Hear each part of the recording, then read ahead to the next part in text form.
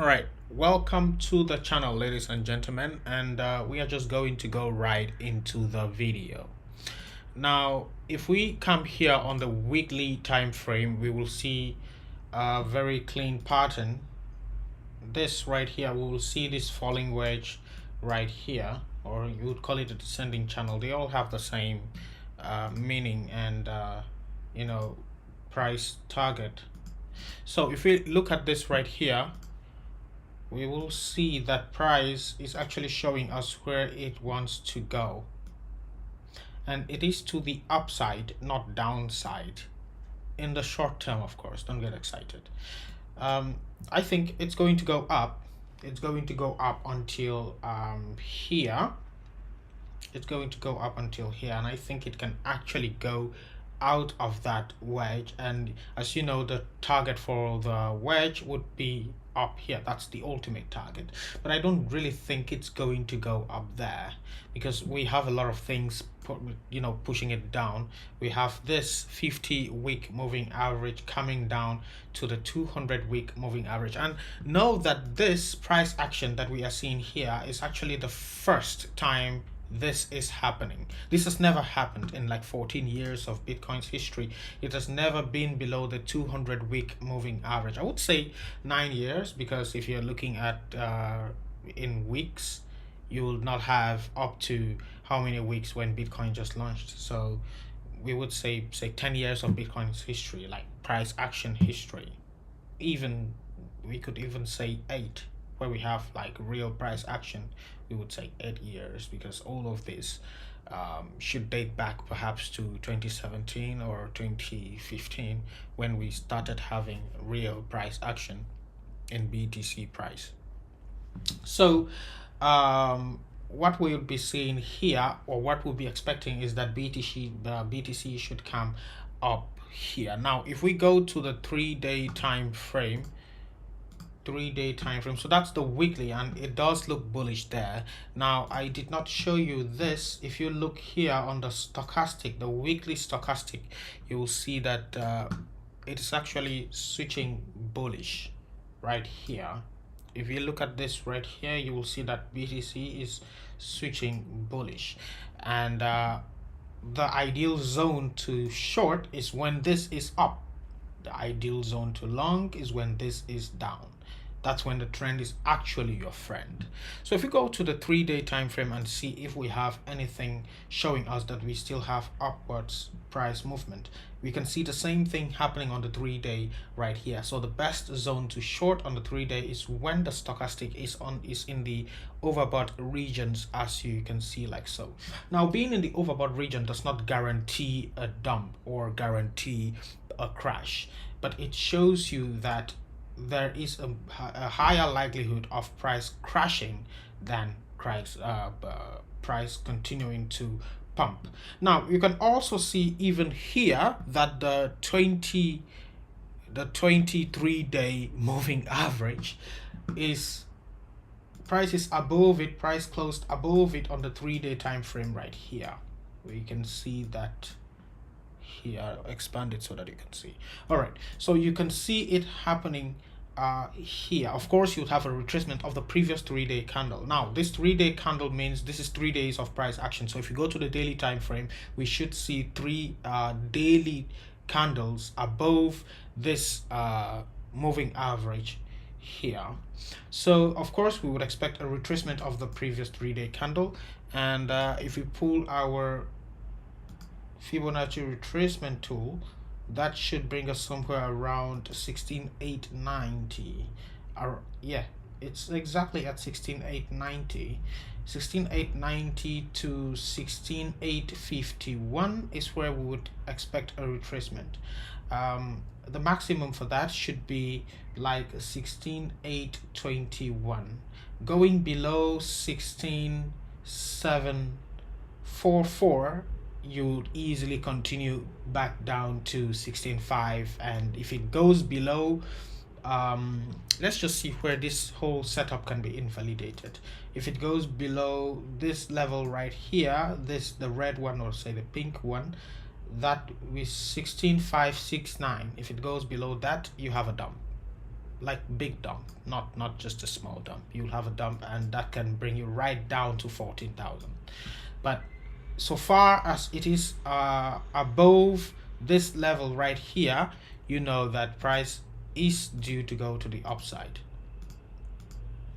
So as we can see from here, if we want to just use the law of ABCD patterns that we are taking from here to here, and we put that like so, that will be giving us $18,000. Now note that this is on the 3-day time frame, so it may not be exactly accurate. If we go to the daily time frame, it will give us a higher target, and it's on the daily time frame that I usually take some of my targets. So because the weeks on the daily time frame may be the body of the daily time frame may be a week on the 3-day time frame, which you will not take into consideration. So on the, you can see that's the same line we measured from the 3-day time frame, and when we bring it here, you see that it's not enough. So we take this down here, and this should be here. So if we take that measurement and we are putting it on the lowest, so the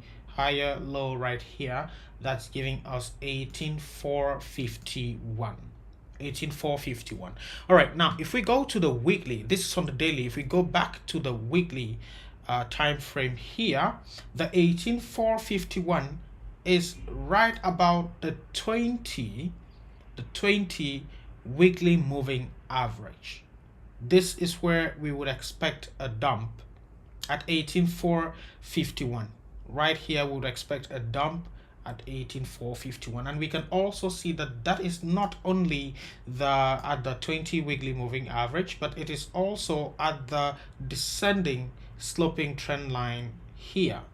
Yeah, so this is where we would expect a first dump, and let's just like put a position there and call it like so. If you want to have like a massive position here, you'd have a position of, say, 1%, because you want to actually catch the top.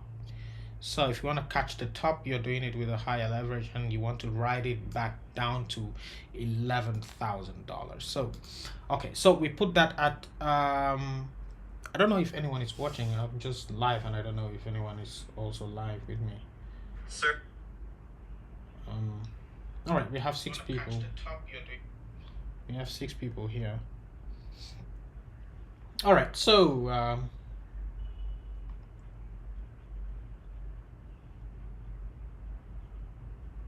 hey guys. Okay, so that is where we would want to catch the top here at 18,451, I think. Yeah. All right, now this weekly candle right here, yeah, we want to also work with this one. So now let's go to the daily candle. I think it's on the daily candle. We have an unretraced candle on the daily. I think, yeah, this one. This candle right here, we can see that there is no candle coming up here to retrace this candle. So basically, as I've been explaining in other videos, when you see a dump, you want a retracement of that candle that dumped, and then a continuation. When you see a pump, you want a retracement of the pump, then a retracement, or then a continuation of the pump. So this right here, we had a dump. We can even start from this one. Yeah, we had a red candle right here. You want a retracement. So this wick up here is the retracement. This wick up here is the retracement. So to know where it's going to retrace to, you just take your fib and put it like so. This right here, and it may retrace from any of these golden ratios. There is no way to know which golden ratio it's going to retrace from, but you want it to retrace from either the 0.618 or the 0.5 or the 0.382. All right, so that's like 61%, 50%, and 38% retracement. So that's now this right here, when you're looking for the retracement, you want to take from the bottom to the top, yeah, because price is going up on the retracement. So you take from the bottom to the top like so, and you have your retracement. Your stop loss should be above this golden ratio right here. So yeah, we're going on the short position. Say, let's say you're taking it from here, your stop loss should be above this one right here, the 0.236. If it is below the 0.236, you can get stopped out and price continues to go to the downside.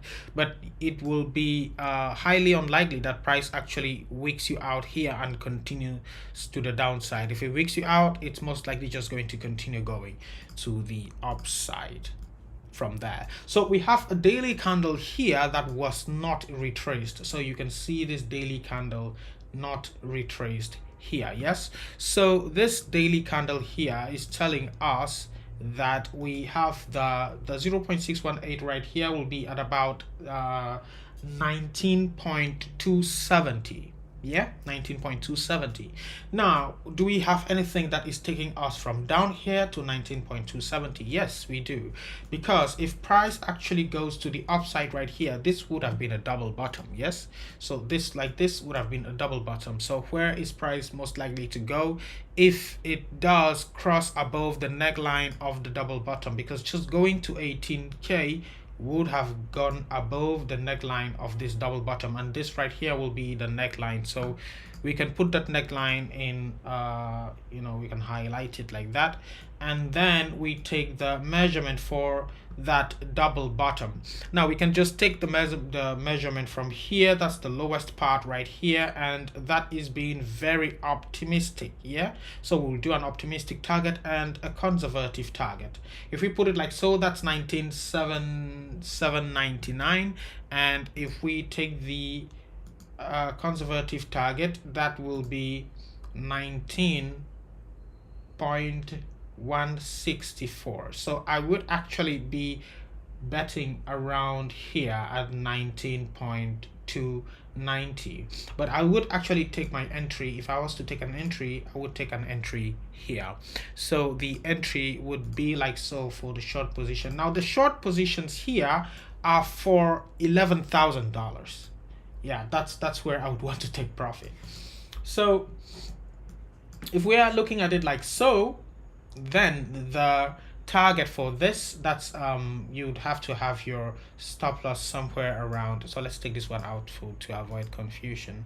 All right, so I would have to have my stop loss above the 0.236 right here. Yeah, now why do I think it won't go up there? Because this right here is the 200-day moving average, and it is also coming down. You can see it going down like so. Now when we are below the 200-day moving average, we are just overall bearish. When we are above it, we are overall bullish. So as long as we are below this 200-day moving average, we are in a bear market. So this right here, we can also see that that's the kind of the same thing that happened here. We crossed above the 20-day, the 50-day moving average, and we started to go to the upside.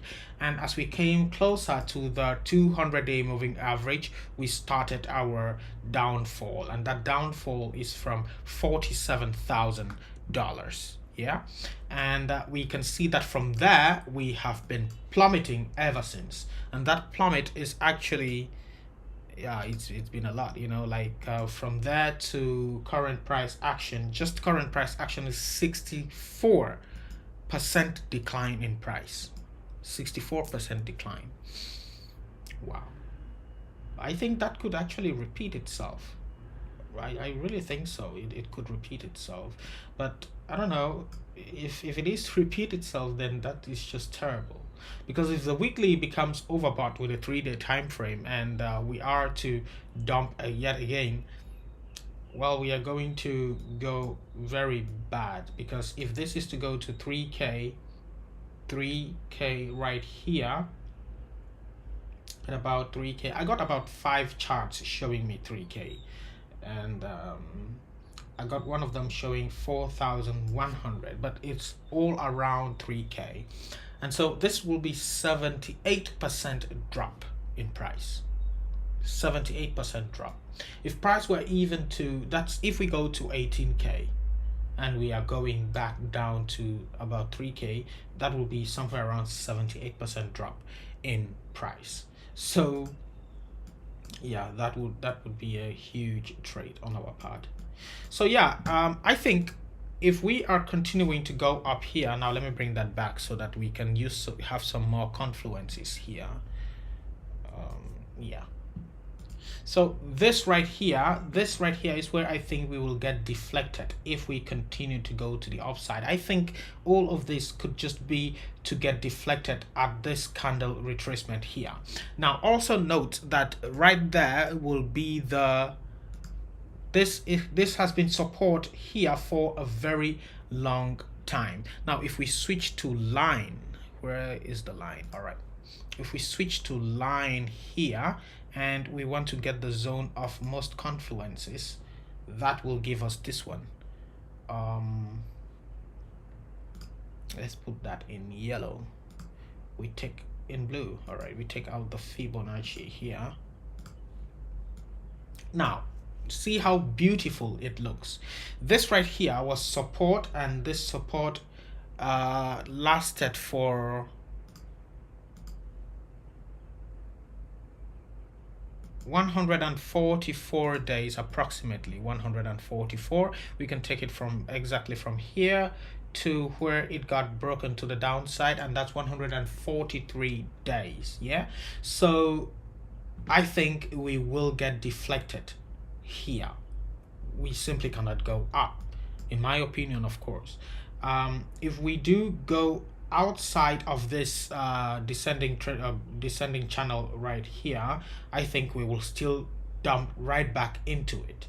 And this is something that Bitcoin likes to do. The narrative that it builds over time, it likes to act against that narrative. And that's the same thing that we saw here.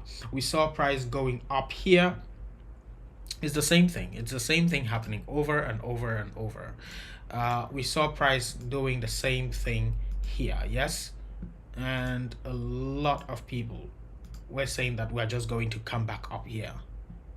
I also thought we were going to come up here. It's not like a lot of people was excluding me. I also thought we were going to come back up here to 24K.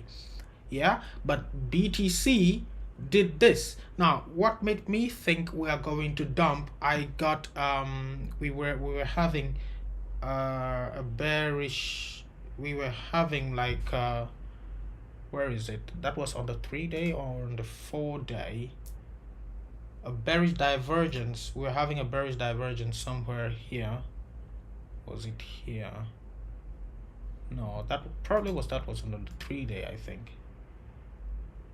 We're having a bearish divergence, serious bearish divergence somewhere here, or on the 12th hour. I don't know where I found that bearish divergence. That's what made me think we're going to continue to dump. Where I took my short, I took the short at about 20.7, and I exited at 19.3.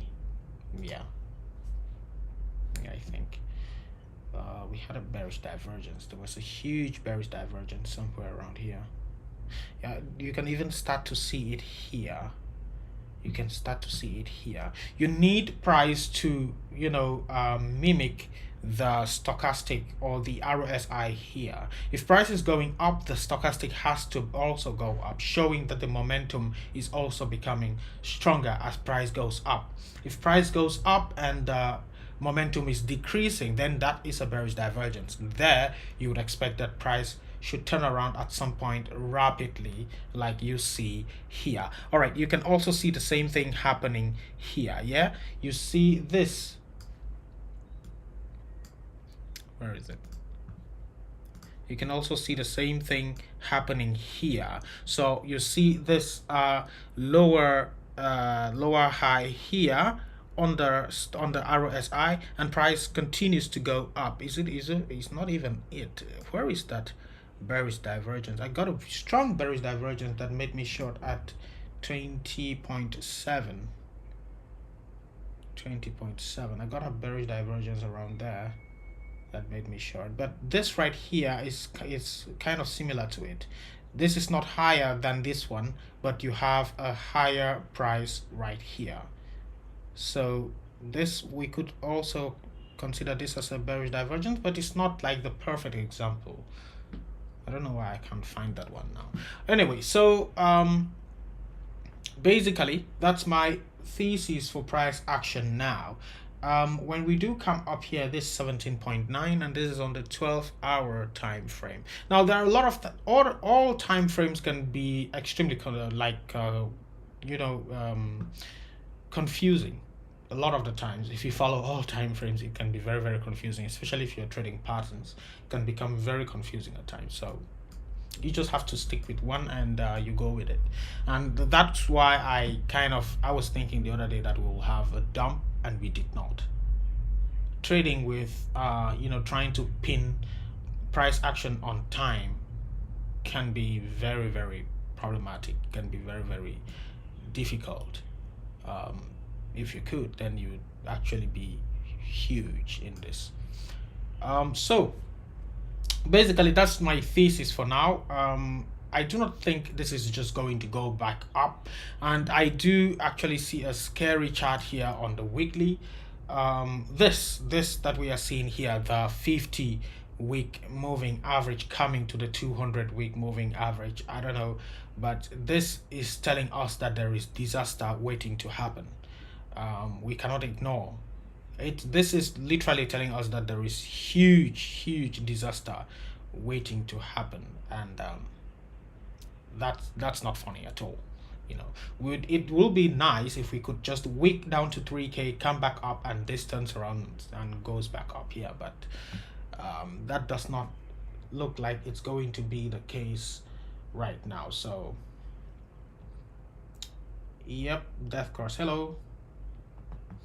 Yeah, so basically that's what we would be expecting for now. I would be expecting that price does go up for now, and I'm not going to switch the bias until we break support here, and we are on our way to 10K, below somewhere around 15K. That's where I may switch the bias, but for now I will still consider to I would be expecting that we actually go up here before we go to the downside. I don't think we are going to just dump from here. That would be too obvious. Everyone now is bearish in the market. The entire market is talking about DCG and Genesis, and it's building a lot of bearish bias, and I don't believe that the markets are meant to confuse everybody. You'll be thinking one way, everyone. When people are thinking one way, there is a very high likelihood that price will not follow that thesis. So it's better to think outside the box, think like no one else is. At the time when everyone is bearish, you should be bullish, and at the time when everyone is bullish, you should be bearish. So for now, that is my thesis. Thank you for watching the video. I will see you in the next one when price does form some other thing, or when we do come up here. Take care, and